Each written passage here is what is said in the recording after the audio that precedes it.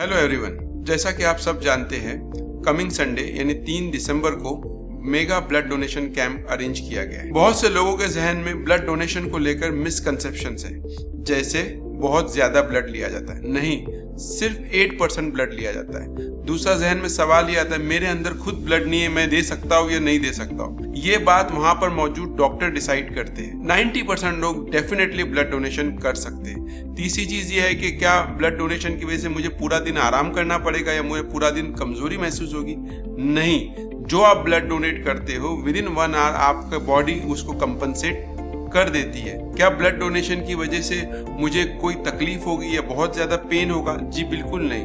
Blood donation एक single prick procedure है। ये चंद कॉमन मिसकंसेप्शन है। बिल्कुल इस संडे को आइए, ब्लड डोनेट कीजिए।